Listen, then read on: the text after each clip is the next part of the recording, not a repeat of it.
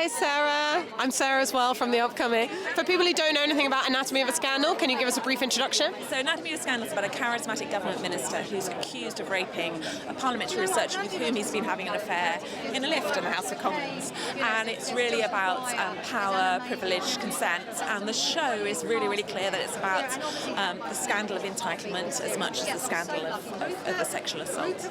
And tell us about the inspiration for writing the book and what it meant to you that it got picked up to be made into a series.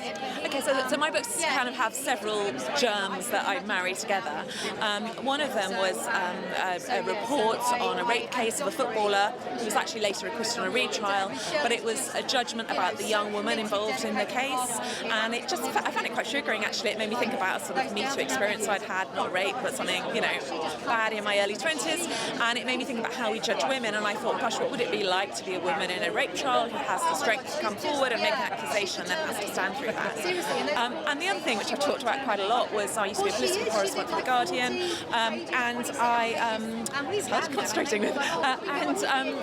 I interviewed Boris Johnson back in 2004 about his affair with Petronella, or rather the fact that he'd lied about it. So he had described it as an inverted pyramid of people. The newspaper reports about this, and then he was sacked from the shadow French bench for doing that. And I had to talk to him about it. And what really struck me was not that we weren't interested in the affair. It was just the sense that it didn't really matter that he'd been caught out lying. That was just, it was nobody's business because it was a private affair, which is, a really interesting standpoint, and actually it has some validity. But it was just the sense that I think most of us, it was the first time I'd come across a really public figure who was admitting to lying.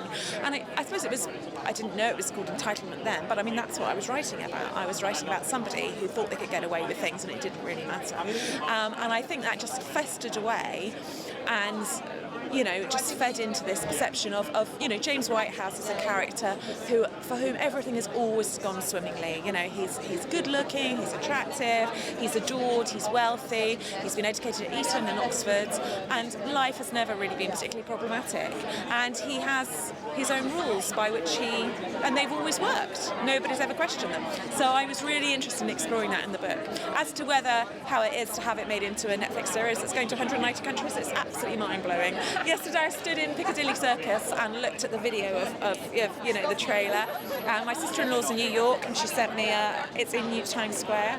I mean, it's bonkers, isn't it? And there's been so much press, and what I've loved has been that the actors have been so behind it. I mean, they have worked so hard in promoting it, and clearly Michelle can't talk as much pre coming out, but Sienna has it's obviously really resonated with her, and she's been really honest and really frank about the ways in which she has experienced being a young woman who is then, facing the media onslaught and how she brought that into her part of Sophie. So I've been really touched by that. Rupert as well. Rupert's talked about how it wasn't on his bucket list to play a Tory MP, but he's risen to the challenge brilliantly. And what feels fresh to me as well is, it's so much from a female angle, both within the story, but then also, the team working behind the camera too. So what difference do you think that makes? And why is it important that more of these stories are seen on screen? We haven't seen them enough of in the past, maybe. Well, I was really lucky in that several producers were interested in buying it when it was published. And from that first phone call with Bruna and Liza, it was a conference call before we had Zoom or anything like that. It was in February 2018.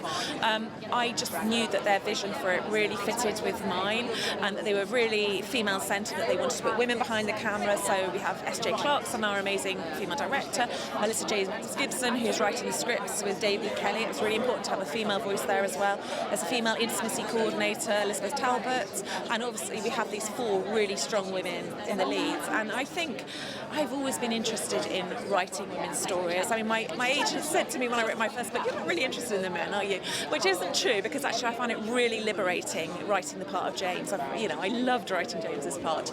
But yeah, I think there's so much rich psychology to mine in the female experience, and I think that this is meant to be a compulsive thriller that people might want to binge, but equally I hope it's quite thought-provoking, and I think it's really important that things like, I wrote this a year before Me Too became a buzzword.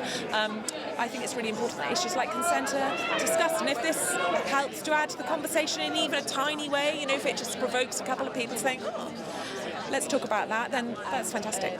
Amazing. Well, it's been such a pleasure to speak to you. Enjoy the evening. Thank you so much.